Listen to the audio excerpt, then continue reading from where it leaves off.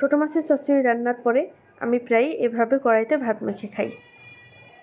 কড়াইতে লেগে থাকা পোড়া তরকারি দিয়ে এভাবে ভাত মেখে খেতে দুর্দান্ত লাগে। আসসালামু আলাইকুম এভরিওয়ান। রান্নার জন্য যা যা দরকার আমি নিয়ে নিয়েছি। তেল, মরিচের গুঁড়া, হলুদের গুঁড়া, ধনিয়ার গুঁড়া, লবণ। আমি সামান্য মরিচের গুঁড়া দিয়েছি, কারণ এটা কাঁচামরিচ দিয়ে রান্না করব। বেশি করে কুচি করে রাখা পেঁয়াজ এবং মরিচ দিয়ে দিলাম। বেশি পরিমাণে কাঁচামরিচটা দিয়েছি, ঝাল ঝাল ছোটো মাছের চচ্চড়ি। আর এইভাবে হাত দিয়ে চটকে সব মশলার সাথে পেঁয়াজটা মেখে নিচ্ছি। পেঁয়াজটা মাখাতে মাখাতে নরম হয়ে আসলে ছোটো মাছ দিয়ে দেব। কাকসি মাছ, এই মাছগুলো কাটার দরকার হয় না, সুন্দর মতো পরিষ্কার করে ধুয়ে নিলেই হয়ে যায়।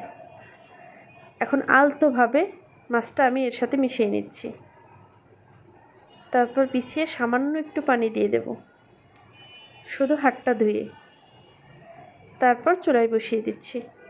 খুব অল্প সময় মজাদার একটা রান্না।